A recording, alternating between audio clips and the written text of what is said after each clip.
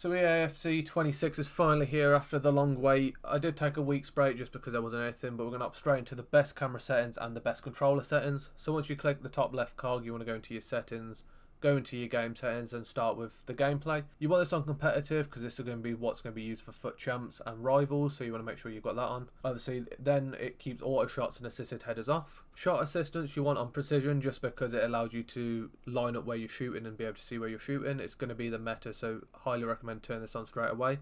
When it comes to your passing, you want auto flare pass will just automatically be off. Through pass and lob through pass assistance you want on semi. Ground and cross assistance where you pass in you want on assisted as well as lob pass. And your pass receiver lock, I have mine on late. I would either put it on late or I put it on animation start.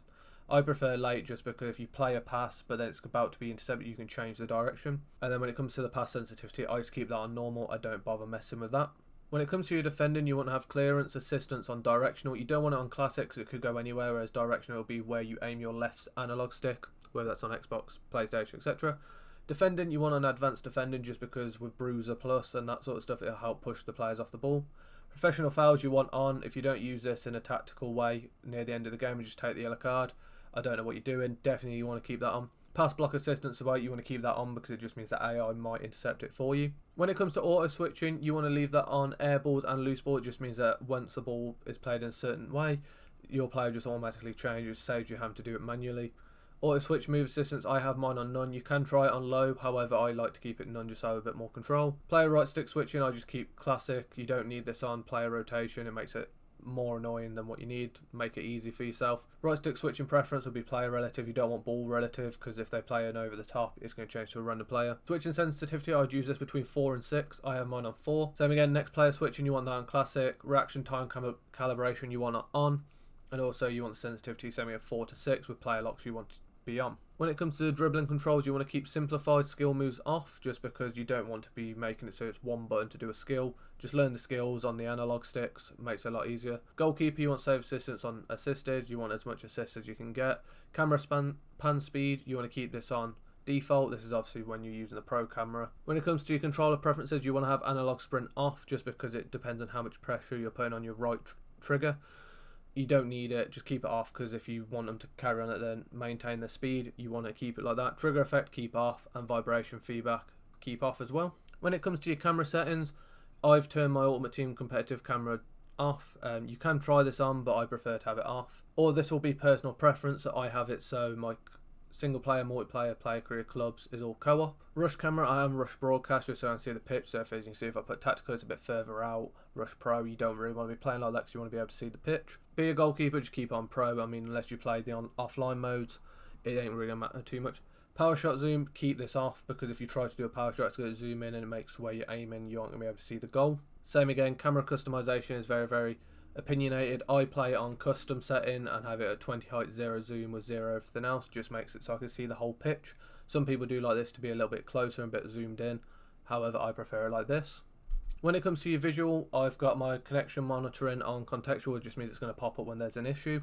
Input overlay I've turned off because I don't need anything popping up. Score clock you want to keep on so you can see the time of the game to time manage. Score clock drop downs I've turned that off because I don't need it to drop down how many shots my players had and all that sort of stuff. Same as scrolling lineups. Hypermotion insight overlays I've turned all that off. Once you can see, obviously measurement system is on default. Tactical chalkboard and suggestions I've turned off because I don't need the game to make suggestions for me. Footed icons I would keep this on just because as you can see what foot their best is and what skill moves they've got, which is the one below as well. Playstyle plus icons, keep that on as well because it allows you to tell you what sort of player has got what playstyle. So if it's Mbappe, it'll show that he's got quick step plus in the bottom, and as you see from the example, Bellingham's got relentless plus. You want to keep the Ultimate Team objective gameplay notifications on just because if you do get one of the bounties and rivals, you'll be able to see what's going on with that as well. And then when it comes to the indicators, I've got mine enabled and overhead. So it's player name because I like to know what player I'm trying to defend. Just helps, especially if you know what weak foot skill moves they've got as well. I keep the indicator small because if you have it quite large, it's just in the way. I don't need it to be. And then you have the indicator fade on. Contain indicator, which is when you second man press. You want to keep that on because it shows how much stamina they've got left. Playstyle plus indicator, you can have that on if you prefer. I have it off because I'm not too fussed if I see if they're working or not because they should be. Next player switch indicator you want to keep on because it allows you to see which player you're going to switch to if you press L1 or LB. Player based difficulty indicator off, online indicator you want to just have it fade. This is quite a big one. When it comes to the accessibility, you want to make sure player shadows are on. It's always been on, you don't need to change. Please make sure you turn stadium shadows off. What this will do is if you're playing someone which has loads of shadows on the pitch and it's really hard to see because the lighting keeps changing, just switch it off in the settings. It makes it 10 times easier to see. Same as camera shake visuals, turn it off. You don't need the game to be shaken when you're playing. Camera scenes as well, you can turn that off. I don't need the first person things with the referees and stuff, makes it a bit quicker. And one of the final things is once you're on the graphics mode, you want to favour this to resolution. You don't want enhanced visuals. Yes, it makes it look a tiny bit better, but you want resolution, which is going to help with the gameplay itself. Last year you had to switch this to have a bit more of a consistent gameplay, so please make sure you just turn that on as well and you'll have a much better experience. Don't forget, if you did enjoy the video, drop a like down below. Comment down below who you're looking forward to be using and who you've packed so far.